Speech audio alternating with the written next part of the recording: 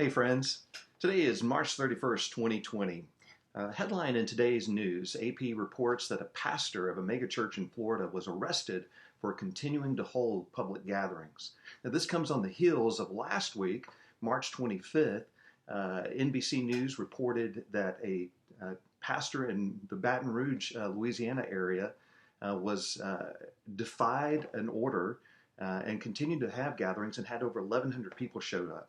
Now, he claimed that police showed up after the gathering and threatened that the National Guard would come in and close down any other services. Now, the National Guard has denied that, state police have denied that, but that has still been the claim.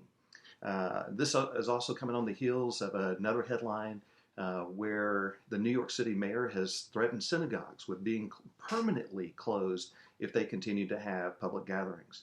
Now, we have seen an unprecedented month with churches closing all across the country and maybe even around the world. Most of them are no longer having public gatherings for worship, and many of them are moving to online kind of formats. Now, this has raised the question in a lot of people's minds, a lot of Christians who are asking the question, is this religious persecution? Hey, before I give my answer, let me give you a little background on who I am. My name is Randy Bond, and I've been a follower of Jesus for over 30 years. Now, certainly not a perfect one, but an active follower of Jesus during that time. And I've also been, for over 25 years, a legitimately ordained Baptist pastor. And I've served in ministries and churches in Louisiana, Canada, Connecticut, Maine, Utah, and now in Arkansas. I've also taught master's level courses at a couple of different seminaries. So because of that background, I've got a lot of friends on social media and friends in real life who are asking this question or even making the claim. And the question is this religious persecution? The claim is just flat out, this is religious persecution. I want to take a moment and just give you the real quick answer. And before you tune out right after that, I hope you'll listen to the couple of reasons why I think that this is not religious persecution. Persecution, by the very nature of it, involves singling out groups or individuals based on race or politics or religious beliefs. Now, is the church being persecuted in a broad sense?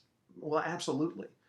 We've seen enough stories and heard enough accounts, and I personally met with people that have endured legitimate persecution because of their religious beliefs in various places around the world. And so in that broad sense, yes. But the question is really, is the COVID crisis closures, does that amount to religious persecution? Well, by the nature of what's happening, no. Because persecution, again, is singling out groups or individuals, but this is affecting everybody. It's across all lines are being affected by these government directives and orders.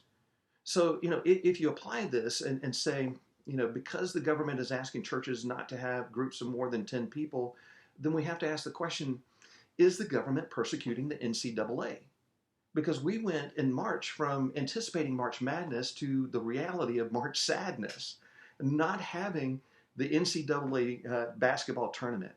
And so is the government persecuting the NCAA? No. And does it hate basketball in general because the NBA closed down? Again, no, because also the National Hockey League and Major League Baseball have shut down their seasons. This is unprecedented. Even the Olympics are being postponed at least a year. And that has never, ever happened before in history. So is the government persecuting sports?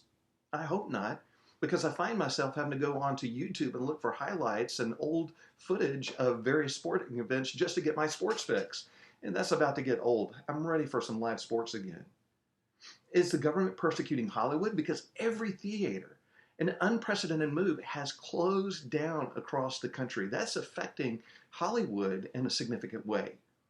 So no, this is not aimed at our faith at all. Every religious and non-religious group is being affected by this. Secondly, this is temporary. It's not a permanent closure. It is temporary and is only going to be for the duration, we hope, of the COVID crisis.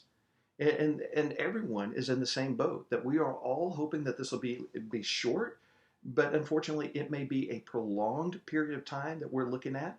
But no matter how short or prolonged it is still temporary, even if, God forbid, it's a year-long process. It is not permanent. Now, it doesn't have anything to do with our faith, with our practice, with being a church or Christian or anything else.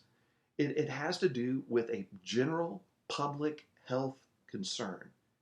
And that's what we're concerned about when we stop having the public gatherings. It is to keep the most vulnerable in our churches and in our communities safer from the virus. And we hope that it doesn't spread to them.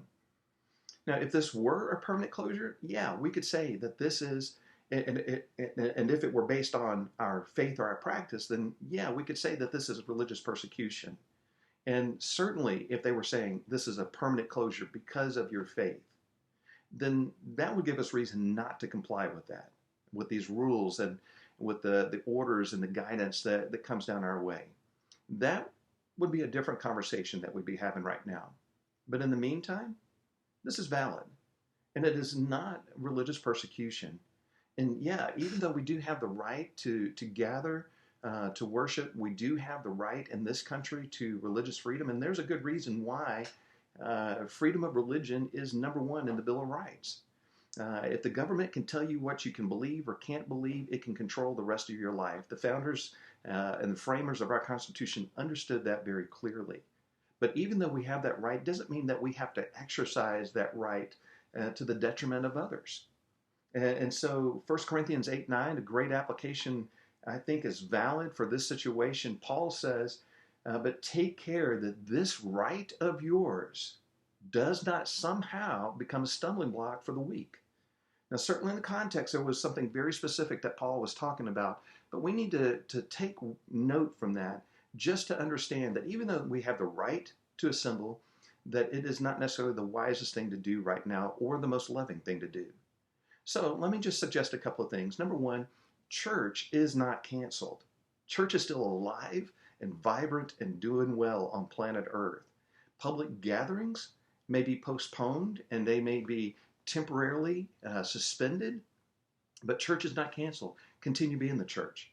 Number two, instead of griping about the government during this time, we have extra time if we're working from home and staying at home or sheltering in place or whatever that might be. We have extra time to pray, don't we? And I hope that we will really take that opportunity to pray for our leaders in all different levels that are trying to fight this. I can't even imagine what it would be like to be in their shoes. No one has ever faced this before. There's not a manual that they can go from. And I would not want to be in that place. They're human. They're going to make mistakes and they're going to make missteps. And man, they need some wisdom from on high, don't they? And so I hope that we'll take that time to compassionately pray for all, that there will be a unifying aspect that comes in this and that there will be wisdom from God in all of these decisions. We need to pray for them. And thirdly, I would just say that we would continue to look for ways to reach out to each other, help each other, and look out for each other. Even though we have the physical distancing, I like that term better than the social distancing. We should be socially tighter than ever before. But we need to maintain those physical distance aspects as much as we can to keep people safe. Hey friends, the Lord loves you, and I'm so glad that you tuned in. If you like this, I hope that you'll take a moment just to like, comment, share, let other people know, and I hope that you are safe and blessed today and always.